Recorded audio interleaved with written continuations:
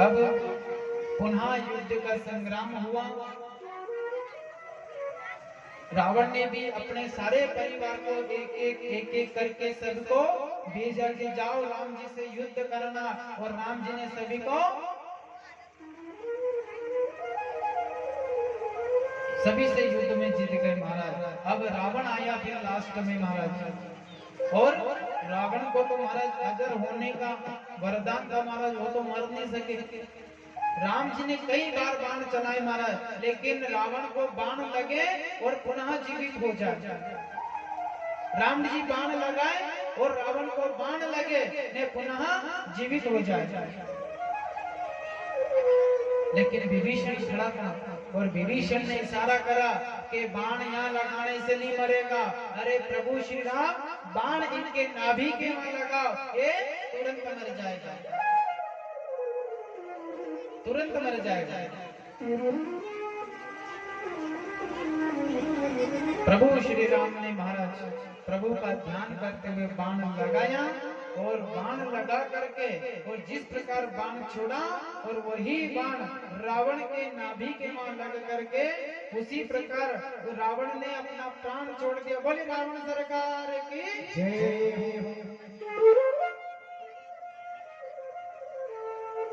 अपन सब शुरू से रावण की तरफ जाते, मैंने रावण की जय बोली, राम जी की बोली। तो वही प्रभु श्री राम ने ध्यान लगाया और ध्यान लगा करके वही बाण छोड़ा, और वही बाण अग्नि से जलता हुआ रावण के नाभि के वहां लगा, और रावण धड़ाम से जमीन पर गिर गया और गिर करके अपने प्राण छोड़ दिए। बोली राजा रामचंद्र भगवान की जय, राघवेंद्र सरकार की जय।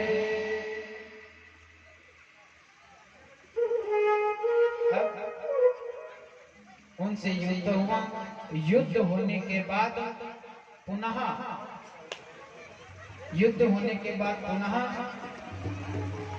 अयोध्या में राम जी 14 वर्ष वनवास काट करके गुरु जी के आश्रम पर आए, और आश्रम पर आकर के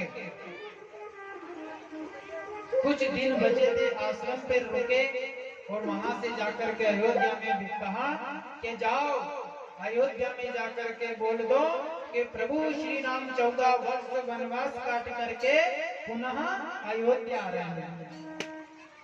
अब महाराज अयोध्या में पता चला कि प्रभु श्री राम अयोध्या में आ रहे हैं कुछ दिन के बाद। अब पूरी अयोध्या इतनी सजी थी महाराज कि मानो उस दिन दीपावली हो, उस दिन दिवाली हो। सभी ने अपने आंगन के वहां रंगोली बनाई, दीपक लगाया, पुष्प माला से अपना घर सजाया, रास्ते में फूल बिछा दिए कि प्रभु श्री राम आएंगे, और सभी मंगल गीत गाने लगे और कन्या का भोजन करने लगे। और कह रहे क्या, अवध में चाहे कुछ मेरा,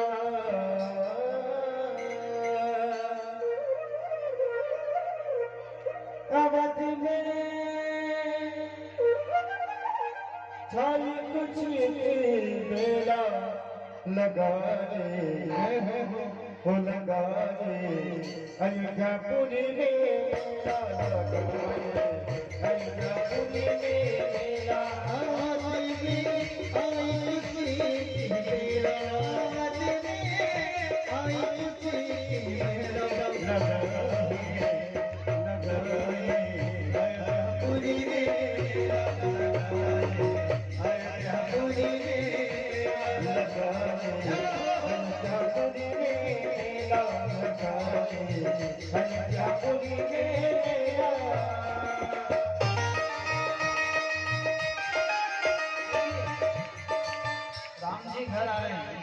साली की सहयोग, साली की सेवा तो बढ़ती है। अपने यहाँ बालक का जन्म हो जाए तो केवल फटी का छोड़ा, बालक अस्पताल में हुए ना फटी को पूरा गाँव ठोक दे। आज प्रभु श्री राम 14 वर्ष वनवास काट करके पुनः अपने अयोध्या में आ रहे हैं। साली की सेवा देते हुए कहेंगे लगा है अयोध्यापुरी में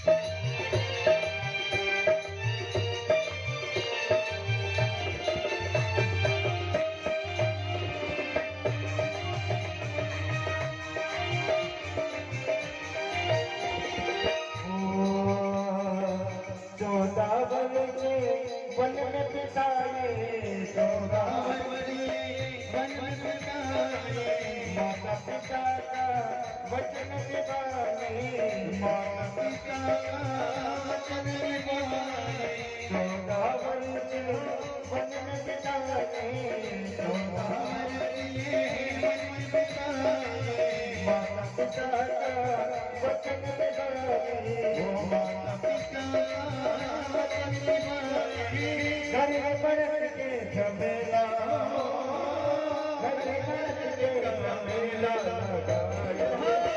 लगाए, अयोध्यापुरी में मेला लगाए, अयोध्यापुरी में मेला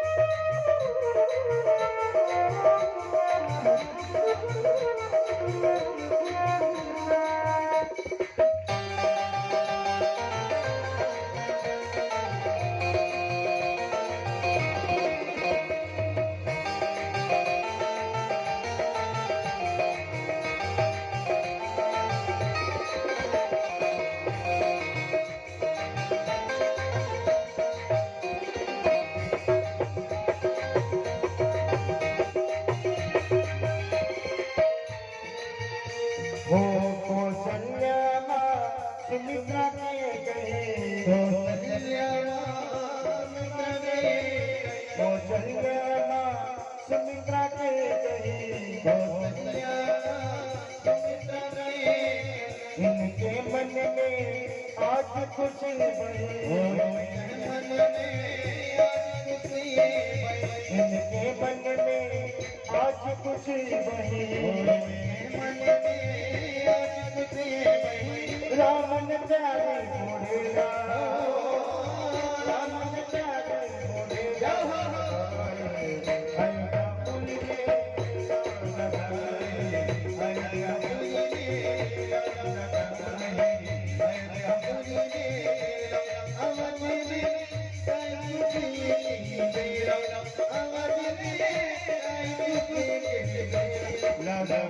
में लगाए,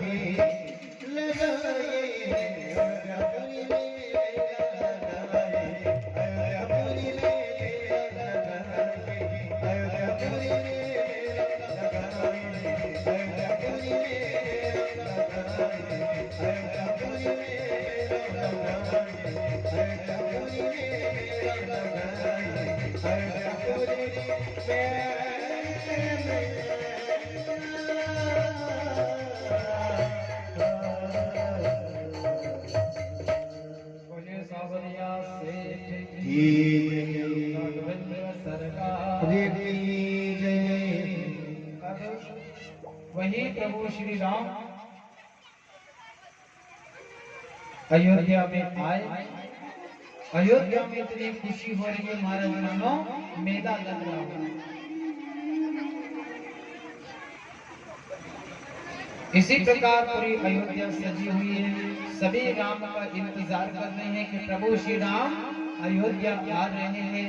सभी का वचन निभा करके आज राघवेंद्र सरकार पुनः अयोध्या में आ रहे हैं।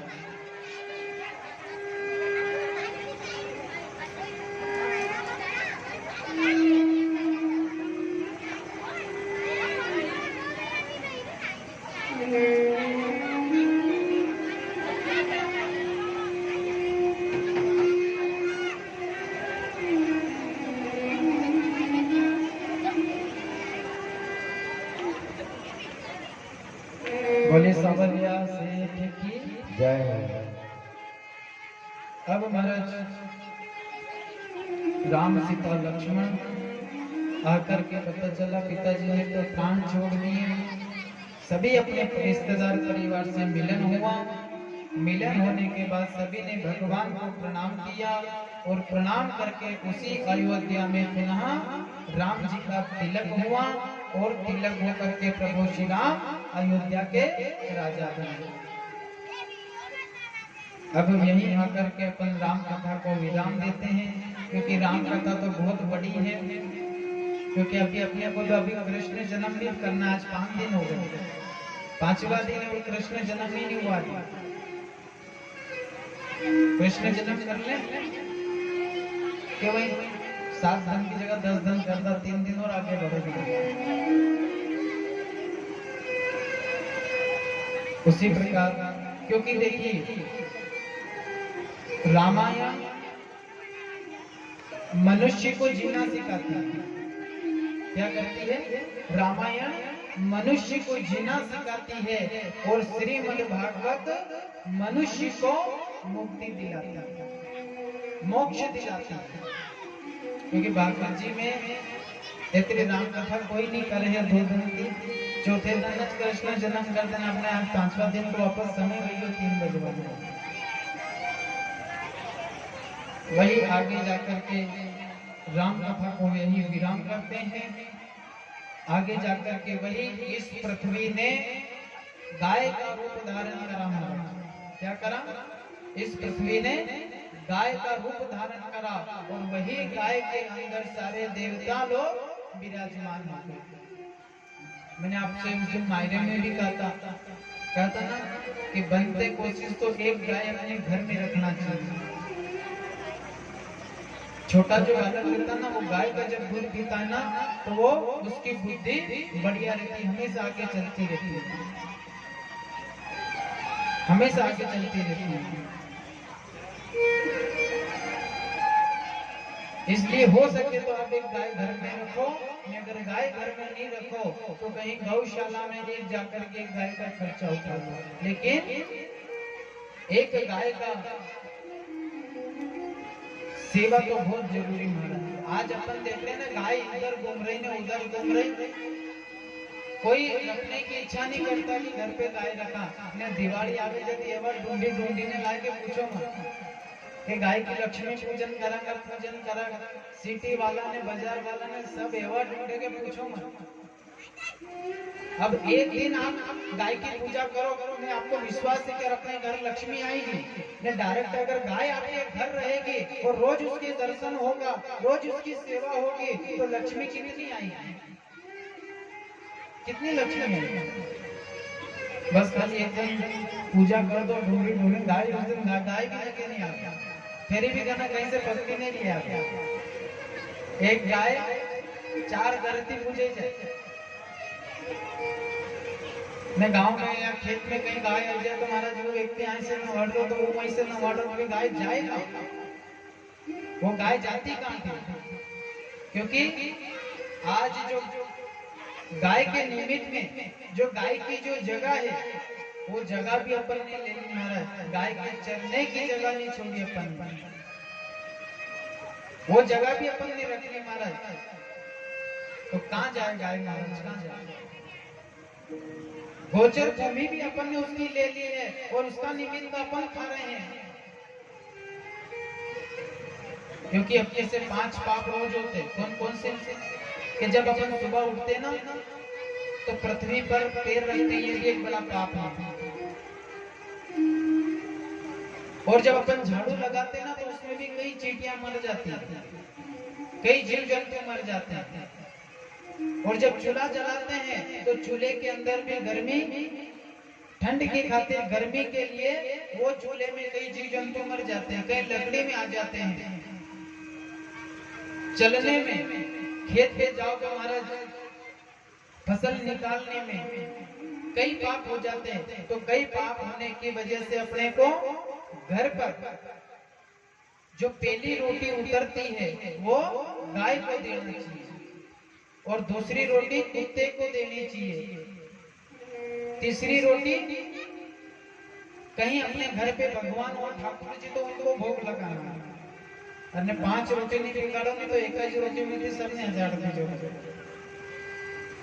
अब अपने अपन काने के सागे छोरो घर में गणे के माने कोनी, यो गणोज बोले आणि पिताजी थी भी ज्यादा लड़ाई करे ने गणोज बोले ने एक यो बालक है ने देखो वहीं पड़ोसी में कैसो बालक बोले होनी ले सबकी बात पर बोले को नहीं हो, अब काई नहीं बोले। अब इके जानो बाजार ने आपड़ा पहली रोटी उतारी और गाय के निमित्त मणी छोरा ने खवाड़ दी तो छोरो गाय जैसो वही क्यों बोले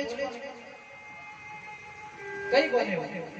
अब दूसरी रोटी कुत्ते की के छोरो तो बोले गणो, अब छोरो कहीं बोले मणी कुत्तारी निमित्त की रोटी आपड़ा ही खाई तो बोलेगा नहीं तो कहीं करेगा हैं? 5 रोटी नहीं बन सके तो एक रोटी में से 4 भाग करके आप एक गाय कुत्ते चींटी को मैलच खिला देना।